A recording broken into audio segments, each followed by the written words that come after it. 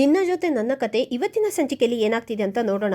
ಸಂಚಿಕೆ ಶುರುವಿನಲ್ಲಿ ಸತ್ಯಣ್ಣ ಸಿಂಪಲ್ ಅವರಿಗೊಂದು ಕಾಂಪಿಟೇಷನ್ ಇಂಜೆಕ್ಷನನ್ನು ಕೊಡಬೇಕು ಅಂತ ನಚ್ಚಿ ಹೇಳಿದ ತಕ್ಷಣ, ನಚ್ಚಿ ಏನೋ ಮಾತಾಡ್ತಿದ್ಯಾ, ಇಂಜೆಕ್ಷನ ನೀನು ಏನು ಹೇಳ್ತಿದ್ಯಾ ಅಂತ ನನಗಂತೂ ಅರ್ಥನೇ ಆಗ್ತಾ ಇಲ್ಲ ಅಂತ ಸತ್ಯಣ್ಣ ಹೇಳ್ತಿರ್ಬೇಕಾದ್ರೆ, ಏನಿಲ್ಲ ಸತ್ಯಣ್ಣ, ಸೆಕೆಂಡ್ ಒಪಿನಿಯನ್ ಅಂತ ಅಂದರೆ ಅದೇ ಅಗ್ರಿಮೆಂಟ್ ಆಗಿದೆಯಲ್ವಾ, ಆ ಹುಡುಗಿ ಜೀವನದಲ್ಲಿ ಇನ್ನೂ ಒಂದು ಹುಡುಗನ ಖಡಕ್ಕಾಗಿರೋ ಒಂದು ಹುಡುಗನ ಎಂಟ್ರಿ ಕೊಡಬೇಕು.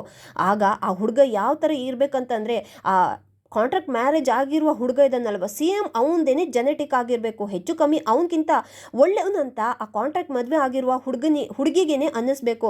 ವಾವ್, ಇವನು ನಾನು ಮದುವೆ ಆಗಿರೋನ್ಕಿಂತ ಸೂಪರ್ ಅಂತ ಅವಳಿಗೇನೆ ಅನ್ನಿಸ್ಬೇಕು. ಆಗ ಕಾಂಟ್ರಾಕ್ಟ್ ಮದುವೆ ಆಗಿದೆಯಲ್ವಾ, ಅವನಿಗೆ ತುಂಬಾ ಜಲಸ್ ಆಗಿಬಿಟ್ಟು, ಅಯ್ಯೋ ಬಿಟ್ಟದಿದ್ರೆ ಇವಳು ಅವನಿಗೇನೆ ಹತ್ರ ಆಗೋ ಥರ ಇದ್ದಾಳಲ್ವಾ, ಸೊ ಹಾಗಾಗಿ ನನ್ನ ಮನಸ್ಸಲ್ಲಿರುವ ಪ್ರೀತಿನೆಲ್ಲ ಹೇಳ್ಕೋಬೇಕು ಅಂತ ಆಗ ಅವನು ಧೈರ್ಯ ಮಾಡಿ ಪ್ರೀತಿನೆಲ್ಲ ಹೇಳ್ಕೊತಾನೆ ಅಂತ ನಚ್ಚಿ ಹೇಳ್ತಿರ್ಬೇಕಾದ್ರೆ, ನಚ್ಚಿ ನೀನು ಯಾಕೋ ಹೇಳೋದು ನನಗೆ ಯಾಕೋ ಸರಿ ಅಂತ ಕಾಣಿಸ್ತಾನೆ ಇಲ್ಲ, ಇದು ನನ್ನ ಲಾಯರ್ ವೃತ್ತಿಗೆ ನಾನು ದ್ರೋಹ ಮಾಡಿದಾಗುತ್ತೆ ಅಂತ ಸತ್ಯಣ್ಣ ಹೇಳ್ತಿರ್ಬೇಕಾದ್ರೆ, ಇಲ್ಲ ಸತ್ಯಣ್ಣ, ಅವರಿಬ್ಬರನ್ನ ಒಂದು ಮಾಡಬೇಕು ಅಂತಂದರೆ ಇದನ್ನು ಬಿಟ್ಟು ನಮಗೆ ಬೇರೆ ದಾರಿನೇ ಇಲ್ಲ ಅಂತ ನಚ್ಚಿ ಹೇಳ್ತಾರೆ.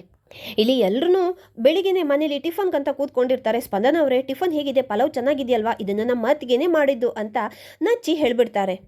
ಆಗ ಅಪ್ಪನೂ ಕೂಡ, ಸ್ಪಂದನ ನೀನೇನನ್ನು ಯೋಚನೆ ಮಾಡಬೇಡ, ನಮ್ಮ ಅಣ್ಣ ಈ ಕೇಸನ್ನು ಕೈಗೆ ಎತ್ಕೊಂಡಿದ್ದಾನಂತಂದರೆ ಇನ್ನು ಮುಂದೆ ನೀನು ಹೆದರುವ ಅವಶ್ಯಕತೆಯೇ ಇಲ್ಲ, ನಿನಗೆ ನ್ಯಾಯ ಸಿಕ್ಕಿಬಿಡುತ್ತೆ ಅಂತ ಅಪ್ಪು ಹೇಳ್ತಿರ್ಬೇಕಾದ್ರೆ, ಹೌದು ಥ್ಯಾಂಕ್ ಯು ಸೋ ಮಚ್ ಅಣ್ಣ, ನನ್ನಿಂದಾಗಿ ಸುಮ್ಮನೆ ನಿಮಗೆ ಕಷ್ಟ ಆಗೋಯ್ತು ಅಣ್ಣ, ಇನ್ನು ಮುಂದೆ ನಾನು ಯಾವುದೇ ಕಾರಣಕ್ಕೂ ಯಾರಿಗೂ ಹೆದರ್ಕೊಳ್ಳಲ್ಲ ಅಣ್ಣ, ನಾನು ಧೈರ್ಯವಾಗಿರ್ತೀನಿ, ನಂತರನೇ ಯಾರಿಗೆಲ್ಲ ಅನ್ಯಾಯ ಆಗಿದೆಯೋ ಅವ್ರ ಪರವಾಗಿ ಇನ್ನು ಮುಂದೆ ನಾನು ನಿಂತ್ಕೊತೀನಿ ಅಣ್ಣ ಅಂತ ಸ್ಪಂದನ ಹೇಳ್ತಾ ಇರ್ತಾಳೆ. ಆಗ ಅಜಿತ್ಗೊಂದು ಮೆಸೇಜ್ ಬಂದ್ಬಿಡುತ್ತೆ, ಅಮ್ಮ ಸ್ಟೇಷನಿಂದ ನನಗೆ ಅರ್ಜೆಂಟ್ ಕಾಲ್ ಬರ್ತಾ ಇದೆ, ಆ ಕಾರ್ಪೊರೇಟರ್ ಇದ್ದಲ್ಲಲ್ವಾ, ಅವನದು ಮೆಡಿಕಲ್ ರಿಪೋರ್ಟ್ ಬಂದಿದೆ, ಸೊ ಹಾಗಾಗಿ ನನಗೆ ಎಮರ್ಜೆನ್ಸಿ ಇದೆ, ನಾನು ಹೋಗಬೇಕು ಅಂತ ಅಜಿತ್ ಎತ್ಕೊಂಡ್ಬಿಡ್ತಾರೆ.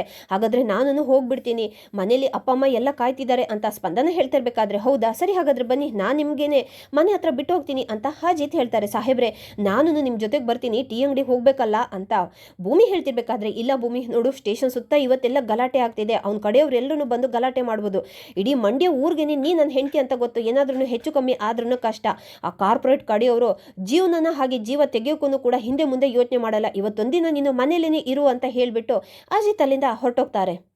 ಇಲ್ಲಿ ನಚ್ಚಿ, ಶ್ರವಣ, ರಮಣ 3 ಜನ ಕೂತ್ಕೊಂಡು ಮಾತಾಡ್ತಾ ಇರ್ತಾರೆ. ಬಾವಾ, ಇವತ್ತು ನೋಡಿದ್ರ ಹೈ ಪ್ರೊಫೈಲ್ ಕೇಸ್ ಅಲ್ವಾ, ಹಾಗಾಗಿ ಎಲ್ಲ ಕಡೆನೂ ನಮ್ಮ ಅಜಿತ್ದೇ ಸುದ್ದಿ, ಈ ಹೈ ಪ್ರೊಫೈಲ್ ಕೇಸನ್ನು ನಾವು ಪ್ರಾಮಾಣಿಕವಾಗಿ ಕೆಲಸ ಮಾಡಿಬಿಟ್ಟದಿದ್ರೆ ಇದರಿಂದ ನ್ಯಾಯನೂ ಸಿಕ್ಕಿಬಿಡುತ್ತೆ ನಮಗೆ, ಹಾಗೆ ಒಳ್ಳೆ ಹೆಸರು ಕೂಡ ಬಂದ್ಬಿಡುತ್ತೆ, ಆದರೆ ಹ್ಯಾಂಡಲ್ ಮಾಡೋದು ಸ್ವಲ್ಪ ಕಷ್ಟ ಅಂತ ಶ್ರವಣ್ ಹೇಳ್ತಿರ್ಬೇಕಾದ್ರೆ, ಹೌದು ಸಾಹೇಬ್ರೆ, ನನಗೆ ಅದೇ ಚಿಂತೆನೇ ಆಗ್ತಿದೆ, ಎಲ್ಲಿ ನಮ್ಮ ಸಾಹೇಬ್ರಿಗೆ ಏನಾಗುತ್ತೋ ಅಂತ ನನಗಂತೂ ಭಯ ಆಗ್ತಿದೆ ಅಂತ ಭೂಮಿ ಹೇಳ್ತಿರ್ಬೇಕಾದ್ರೆ, ಭೂಮಿ ಇದೇನಿದು, ನಮ್ಮ ಶಾರದನ್ ಥರನೇ ಆಡ್ತಿದ್ಯಲ್ಲ ಅವಳು, ಹಾಗೆ ನಾನು ಆವಾಗ ಕೆಲಸ ಮಾಡ್ತಿರ್ಬೇಕಾದ್ರೆ ಮಾತಿಗೂ ಕೂಡ ತುಂಬಾನೇ ಭಯ ಪಡ್ಕೊಳ್ಳು, ಇವಾಗ ನೀನು ಭಯ ಪಡ್ಕೊತಾ ಇರೋದನ್ನ ನೋಡ್ತಾ ಇದ್ರೆ ನನಗೆ ಶಾರದನೇ ನೆನಪಾಗ್ತಾಳೆ ಅಂತ ಶ್ರವಣ ಅವರು ಹೇಳ್ಬಿಡ್ತಾರೆ. ಹಾಗಾದ್ರೆ ದೊಡ್ಡ ಸಾಹೇಬ್ರೆ, ನಾನು ಒಂದ್ಸರಿ ಕಾಲ್ ಮಾಡಿಬಿಡ್ತೀನಿ ಸಾಹೇಬ್ರಿಗೆ ಅಂತ ಭೂಮಿ ಕಾಲ್ ಮಾಡ್ತಾಳೆ ಅಜಿತ್ಗೆ. ಅಜಿತ್ ಫೋನನ್ನು ರಿಸೀವ್ ಮಾಡೋದೇ ಇಲ್ಲ. ಸಾಹೇಬ್ರೆ, ದೊಡ್ಡ ಸಾಹೇಬ್ರೆ, ನನಗಂತೂ ತುಂಬಾನೇ ಗಾಬರಿ ಆಗ್ತಿದೆ, ಮೈದಾ, ದೊಡ್ಡ ಸಾಹೇಬ್ರೆ ನೀವಿಬ್ರು ಬನ್ನಿ, ನಾವು ಹೋಗ್ಬಿಟ್ಟು ಸ್ಟೇಷನ್ಗೆ ಹೋಗ್ಬಿಟ್ಟು ನೋಡ್ಕೊಂಡು ಬರೋಣ ಅಂತ ಭೂಮಿ ಹೇಳಿದ ತಕ್ಷಣ ಅದಕ್ಕೆ, ಏನಿದು ಪೊಲೀಸ್ ಹೆಂಡತಿ ಆಗ್ಬಿಟ್ಟು ನೀವು ಇಷ್ಟೊಂದು ಗಾಬರಿ ಆಗೋದಾ, ಆ ಥರ ಎಲ್ಲ ಏನೂ ಇಲ್ಲ, ರಿಲ್ಯಾಕ್ಸ್ ಅಂತ ಭೂಮಿನ ಸಮಾಧಾನ ಮಾಡ್ತಾನೆ ನಚ್ಚಿ. ಇಲ್ಲಿ ಭೂಮಿ ರೂಮಲ್ಲಿ ಕೂತ್ಕೊಂಡು ಫೋನಲ್ಲಿ ನ್ಯೂಸ್ ನೋಡ್ತಾ ಇರ್ತಾಳೆ. ಆಗ ಸ್ಟೇಷನಲ್ಲಿ ಗಲಾಟೆ ಆಗ್ತಾ ಇರುತ್ತೆ. ಏನ್ರೋ ಅವ್ನ ಪರವಾಗಿ ಬಂದ್ಕೊಂಡು ಇಲ್ಲಿ ಗಲಾಟೆ ಮಾಡ್ತಿದ್ರ, ಸುಮ್ಮನೆ ನಿಮ್ಮ ಮನೆಗೆ ಹೋಗಿ ಸೇರ್ಕೊಳ್ಳೋದಿದ್ರೆ ನಿಮ್ಗೇನೆ ಒಳ್ಳೇದು, ಇಲ್ಲ ಅಂತಿದ್ರೆ ಆ ಕಾರ್ಪೊರೇಟರ್ ಥರನೇ ನಿಮ್ಮನ್ನು ಹಾಗೆ ಸೆಲ್ ಒಳಗಡೆ ಹಾಕ್ಬಿಟ್ಟು ರುಬ್ಬೇಕಾಗುತ್ತೆ, ಹುಷಾರ್ ಅಂತ ಅಜಿತ್ ವಾರ್ನ್ ಕೊಡ್ತಾ ಇರ್ಬೇಕಾದ್ರೆ ಎಲ್ಲರೂ ಕಲ್ಲಲ್ಲೇ ಹೊಡೆಯೋಕ್ಕೇನೆ ಸ್ಟಾರ್ಟ್ ಮಾಡಿಬಿಡ್ತಾರೆ. ಆಗ ಒಂದು ಕಲ್ಲು ಬಂದು ಅಜಿತ್ ಕೆನ್ನೆಗೆನೆ ತಾಗಿ ರಕ್ತ ಸೋರ್ತಾ ಇರುತ್ತೆ. ಅಯ್ಯೋ ಸಾಹೇಬ್ರೆ, ನಿಮಗೆ ಕಲ್ಲು ತಾಗಿ ರಕ್ತ ಬರ್ತಾ ಇದೆಯಲ್ಲ, ನಾನು ಏನು ಮಾಡಲಿ, ಸರಿ ಲಕ್ಷ್ಮಕ್ಕನಿಗೆ ಕೇಳ್ತೀನಿ ಅಂತ ಭೂಮಿ ಲಕ್ಷ್ಮಿ ಅಕ್ಕನಿಗೆ ಕಾಲ್ ಮಾಡಿಬಿಡ್ತಾರೆ. ಹೌದು ಭೂಮಿ, ನೀನು ಹೇಳ್ದಾಗೇನೆ ಸ್ಟೇಷನ್ ಹತ್ರ ಒಂದಷ್ಟು ಜನ ಬಂದು ಗಲಾಟೆ ಮಾಡ್ತಿದ್ದಾರೆ, ಅಂಗಡಿ ಕ್ಲೋಸ್ ಮಾಡಿಕೊಂಡು ನಾನು ಮನೆಗೆ ಹೋಗ್ತಿದ್ದೀನಿ, ಆಮೇಲೆ ಫೋನ್ ಮಾಡ್ತೀನಿ ಅಂತ ಫೋನ್ನ ಕಟ್ ಮಾಡ್ತಾರೆ. ಅಯ್ಯೋ, ಲಕ್ಷ್ಮಕ್ಕ ಬೇರೆ ಅರ್ಧಂಬರ್ಧ ವಿಷಯ ಹೇಳಿ ಫೋನ್ ಕಟ್ ಮಾಡಿದ್ರು. ಸತ್ಯಣ್ಣಿಗೆ ಫೋನ್ ಮಾಡ್ತೀನಿ ಅಂತ ಭೂಮಿ ಕಾಲ್ ಮಾಡ್ತಾಳೆ, ಆದರೆ ಅವರು ಫೋನನ್ನೇ ರಿಸೀವ್ ಮಾಡಲ್ಲ. ನಾನು ಏನು ಮಾಡಲಿ, ಹೌದು ದೊಡ್ಡ ಸಾಹೇಬ್ರಿಗೇನೆ ಹೇಳ್ತೀನಿ ಅಂತ ಭೂಮಿ ಕೆಳಗಡೆ ಓಡ್ ಬರ್ತಾ ಇರ್ತಾಳೆ. ದೊಡ್ಡ ಸಾಹೇಬ್ರೆ ಅಂತ ಕರೀತಾ. ಆಗ ಎದುರುಗಡೆನೆ ದೇವಯಾನಿ ಬಂದ್ಬಿಡ್ತಾರೆ. ಭೂಮಿ ಏನಾಯ್ತಮ್ಮ, ಇಷ್ಟೊಂದು ಗಾಬರಿ ಆಗಿದೆಯಲ್ಲ ಅಂತ ಕೇಳ್ತಾರೆ. ಅದು ಏನಿಲ್ಲ, ಸ್ಟೇಷನ್ ಹತ್ರ ಗಲಾಟೆ ಆಗಿ ಕಲ್ಲಲ್ಲಿ ಹೊಡೆದು ಸಾಹೇಬ್ರಿಗೆ ಹಣೆಯಲ್ಲಿ ರಕ್ತನೇ ಬರ್ತಾ ಇದೆ, ಹಾಗಾಗಿ ದೊಡ್ಡ ಸಾಹೇಬ್ರಿಗೆ ಹೇಳೋಣ ಅಂತ ಬಂದೆ ಅಂತ ಭೂಮಿ ಹೇಳಿದ ತಕ್ಷಣ, ಏನಮ್ಮ ಭೂಮಿ, ಈ ವಿಷಯ ನೀನೀಗ ಮನೇಲಿ ಹೇಳಿದ್ರೆ ಎಲ್ಲರೂ ಗಾಬರಿ ಆಗ್ತಾರಲ್ವಾ, ನೋಡು ನಿನ್ನ ಸ್ಥಾನದಲ್ಲಿ ನಾನೇನಾದ್ರೂ ಇದ್ದಿದ್ರೆ ನಾನು ಹಿಂದೆ ಮುಂದೆ ಯೋಚನೆ ಮಾಡೋದೇ ಇಲ್ಲ ಇತ್ತು, ಫಸ್ಟ್ ನಾನು ಹೋಗ್ಬಿಡ್ತಾ ಇದ್ದೆ ಅಂತ ದೇವಿಯನ್ನು ಹೇಳಿದ ತಕ್ಷಣ, ನಿನ್ನ ಪರಿಸ್ಥಿತಿ ನನಗೆ ಅರ್ಥ ಆಗುತ್ತೆ ಭೂಮಿ, ಅವ್ನು ನಿನಗೆ ಬರಬಾರ್ದು ಅಂತ ಕಂಡೀಷನ್ ಹಾಕಿದ್ದಾನಲ್ವಾ, ಏನು ಮಾಡ್ತೀಯ ನೀನು ಅಂತ ದೇವಿಯನ್ನು ಕೇಳ್ತಿರ್ಬೇಕಾದ್ರೆ, ಇಲ್ಲ ಏನಾದ್ರೂ ಕೂಡ ಪರವಾಗಿಲ್ಲ, ನಾನು ಹೋಗ್ತೀನಿ ಅಂತ ಭೂಮಿ ಹೊರಗಡೆ ಬಂದು ಹಾಗೆ ಅಲ್ಲೇ ಇರುವ ಆ ಕಡೆ ಈ ಕಡೆ ನೋಡಿಕೊಂಡು ತನ್ನ ಸೈಕಲನ್ನು ಎತ್ಕೊಂಡು ಹೊರಟೋಗ್ಬಿಡ್ತಾಳೆ. ದೇವಿಯನಿ ಖುಷಿಯಾಗ್ಬಿಟ್ಟು ಅಂತೂ ಇಂತೂ ಕೊನೆಗೂ ಸವಾರಿ ಮನೆಯಿಂದ ಹೊರಟೇ ಹೋಯ್ತು. ಇವಳಿವಾಗ ಹೊರಗಡೆ ಹೋಗಿದ್ದಾಳಂತಂದ್ರ ಮೇಲೆ ಆ ಕಾರ್ಪೊರೇಟ್ ಕಡೆಯವರು ಇವಳನ್ನ ಕೊಲೆ ಮಾಡಿ ರೋಡ್ ಸೈಡಲ್ಲಿ ಬಿಸಾಕ್ತಾರೋ ಅಥವಾ ಕಿಡ್ನಾಪ್ ಮಾಡಿ ಎತ್ಕೊಂಡು ಹೋಗ್ತಾರೋ, ಒಂದಲ್ಲ ಒಂದು ರೀತಿಯಲ್ಲಿ ಇವಳಿನ ಮನೆಗೆ ಬರೋದೇ ಇಲ್ಲ, ನನ್ನ ಮಗಳು ಬರೋದ್ರೊಳಗಡೆ ಇವಳ ಲೈನು ಕ್ಲಿಯರ್ ಆಯಿತು ಅಂತ ದೇವಿಯನಿ ಖುಷಿಯಾಗಿಯೇ ಹೊರಗಡೆ ಬಂದು ಭೂಮಿ ಹೋಗ್ತಾ ಇರೋದನ್ನು ನೋಡಿಕೊಂಡು ಅಲ್ಲೇನೆ ಕದ್ದು ಬಚ್ಚಿಟ್ಕೊಂಡು ನೋಡ್ತಾ ಇರ್ತಾರೆ. ಏನು ಅಂತ ಅಂದ್ಕೊಂಡಿದ್ದೆ, ಹುಡುಗಿನ ಪರವಾಗಿಲ್ಲ ತಲೆ ಯೂಸ್ ಮಾಡಿ ಸೈಕಲ್ ಎತ್ಕೊಂಡು ಹೋಗಿದ್ದಾಳೆ, ಇವಳು ಹೋಗೋ ಸ್ಪೀಡ್ ನೋಡ್ತಾ ಇದ್ರೆ ಆಕ್ಸಿಡೆಂಟ್ ಮಾಡ್ಕೊತಾಳೋ ಅಥವಾ ರೌಡಿಗಳ ಕೈಗೆ ಸಿಕ್ಕಿ ಕೈ ಕಾಲನ್ನು ಮುರಿಸ್ಕೊತಾಳೋ, ಒಟ್ಟಿನಲ್ಲಿ ಗ್ರಹಗತಿಗಳು ಸರಿ ಇಲ್ಲದೆ ಇವಳು ಏರಿರೋದಂತೂ ಪಕ್ಕ ಅಂತ ನಿಂತ್ಕೊಂಡು ದೇವಿಯನಿ ಖುಷಿಯಾಗಿ ನಗ್ತಾ ಹೇಳ್ತಾ ಇರಬೇಕಾದ್ರೆ ಆಗ ದೇವಿಯಾನಿ ಅಂತ ಕರೆದ್ಬಿಟ್ಟು ಶ್ರವಣ್ ಅಲ್ಲಿಗೇನೆ ಬಂದ್ಬಿಡ್ತಾರೆ. ಏನು ದೇವಿಯಾನಿ, ಏನು ಹೆಗ್ಲೇರಿರೋದು ಹಾಗೆ ಹೀಗೆ ಅಂತ ಮಾತಾಡ್ತಿದ್ಯಲ್ಲ, ಏನಮ್ಮ ಅಂತ ಶ್ರವಣ್ ಅವರು ಕೇಳ್ಬಿಡ್ತಾರೆ. ಬಾವಾ ಏನಿಲ್ಲ ಬಾವಾ, ಹೆಗ್ಲಿ ಏರಿರೋದಲ್ಲ ಹೆಗ್ಲಾಗಿರ್ತಾರೆ ಅಂತ ಹೇಳಿದೆ. ಏನಿಲ್ಲ ಅಂಜು ನನ್ನ ಜೊತೆಗಿಲ್ಲ ಅಲ್ವಾ, ಹಾಗಾಗಿ ದೇವರು ಯಾವಾಗ್ಲೂ ನಮ್ಮ ಮಂಜು ಜೊತೆಗೇನೆ ಇರ್ತಾರಂತ ಹೇಳಕ್ ಬಂದೆ.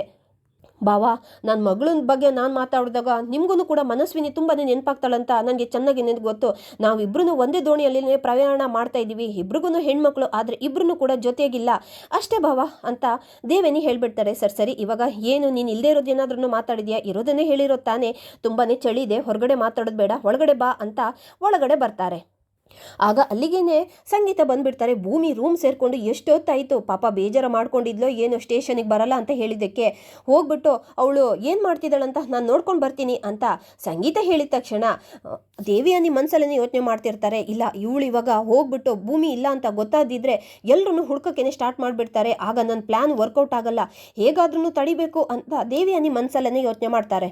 ಅಕ್ಕ ಆ ಥರ ಎಲ್ಲ ಏನೂ ಇಲ್ಲ, ಭೂಮಿ ಸುಮ್ಮನೆ ರೂಮಲ್ಲಿ ಇರ್ತಾಳೆ ಅಂತ ಶ್ರವಣ್ ಹೇಳ್ತಿರ್ಬೇಕಾದ್ರೆ ಹೌದಾ ಸರಿ ಹಾಗಾದರೆ ನಾನು ಊಟಕ್ಕೆ ಕರೆದು ಬರ್ತೀನಿ ಅಂತ ಸಂಗೀತ ರೂಮಲ್ಲಿ ಬಂದು ನೋಡ್ತಾರೆ. ಆಗ ಅಲ್ಲಿ ಇರೋದೇ ಇಲ್ಲ ಭೂಮಿ, ಮತ್ತೆ ಗಾಬರಿ ಆಗ್ಬಿಟ್ಟು ಕೆಳಗಡೆ ಬಂದ್ಕೊಂಡು ಇಲ್ಲ ಶ್ರವಣ ಅವಳು ರೂಮಲ್ಲೇ ಇಲ್ಲ, ಎಲ್ಲಿ ಹೋಗಿದ್ದಾಳಂತ ಗೊತ್ತಿಲ್ಲ ಅಂತ ಸಂಗೀತ ಗಾಬರಿ ಆಗಿಬಿಡ್ತಾರೆ. ಎಲ್ಲರೂ ಮನೆಯಲ್ಲೆಲ್ಲ ಸೇರಿ ಹುಡ್ಕಾಡ್ಬಿಡ್ತಾರೆ.